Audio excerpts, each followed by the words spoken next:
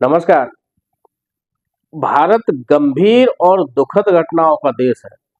यहाँ कभी संसद के भीतर घटना हो जाती है तो कभी संसद के बाहर। कभी हाथरस में दुखद घटना हो जाती है तो कभी केरल के वायनाड के चूरलामाला इलाके में।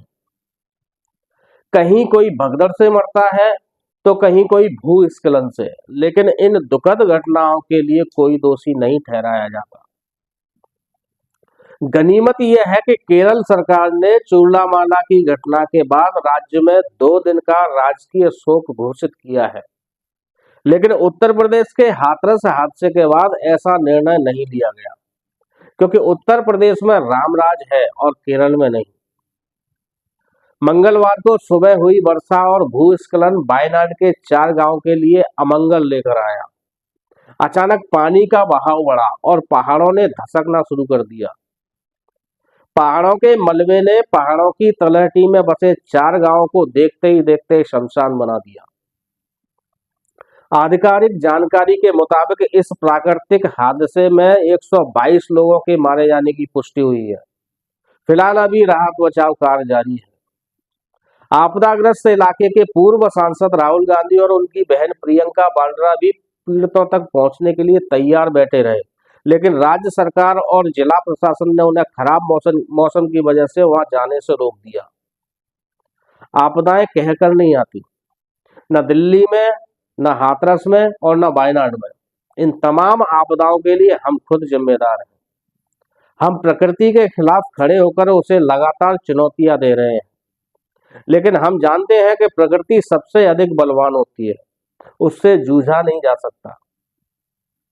हमेशा की तरह फिर इन आपदाओं से पीड़ितों के बीच प्रधानमंत्री नहीं गए। वे खुद इस समय सबसे बड़ी सियासी आपदा से जूझ रहे हैं। वे मणिपुर नहीं गए, हाथरस नहीं गए, जाकर करेंगे भी क्या? उनके हाथ में तो कुछ नहीं है। वे भले ही अपने आप को भगवान का अवतार मानते हो, लेकिन वे अवतार तो नहीं है। वायनाड त्रासदी में फंसे लोगों की सेवा में सेना और राष्ट्रीय आपदा प्रबंधन के जवान लगे हैं। वह राष्ट्रीय स्वयंसेवक संघ का कोई प्रशिक्षित कार्यकर्ता नहीं है।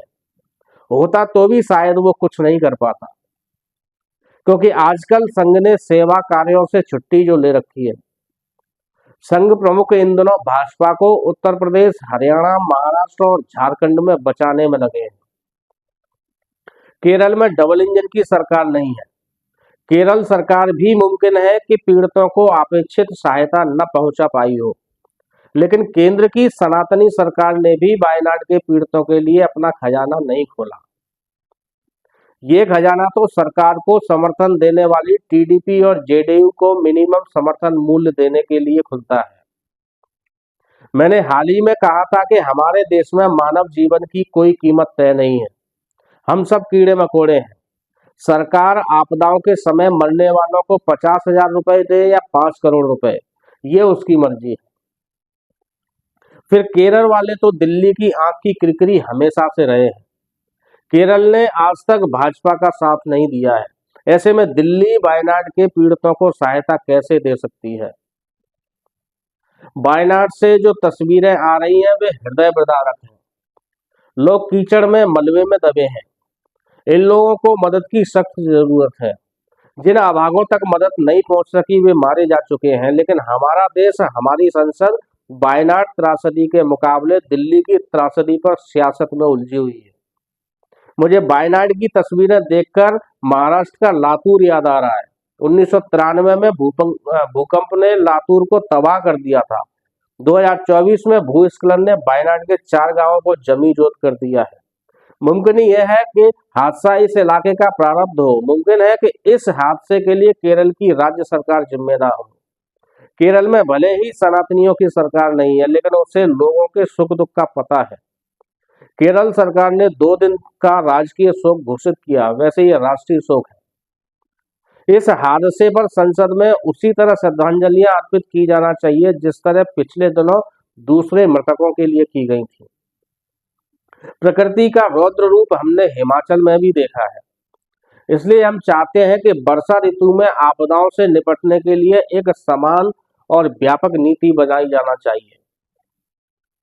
मैं वायनाड की त्रासदी से बुरी तरह आहत हूं, लेकिन मेरे या आपके दुखी होने से क्या हासिल होगा? दुखी तो सरकारों को होना चाहिए। सदन में इस त्रासदी पर कोई काम रोको प्रस्ताव लेकर आए, बहस हो। सरकार बताए कि उसने आपदाग्रस्त राज्यों के लिए क्या रणनीति बनाई है। सरकार आपदाग्रस्त राज्यों के साथ पार्टीगत राजनीति से ऊपर उठकर सरकार के पीएम केयर फंड के से पैसे निकालकर हिमाचल और केरल केरल की मदद करे। दोस्तों, आपको ये वीडियो अच्छा लगा हो तो वीडियो को लाइक करके चैनल को सब्सक्राइब जरूर करें, और यदि ये वीडियो आप फेसबुक पर देख रहे हैं तो वीडियो को शेयर करके पेज को फॉलो जरूर करें। नमस्कार।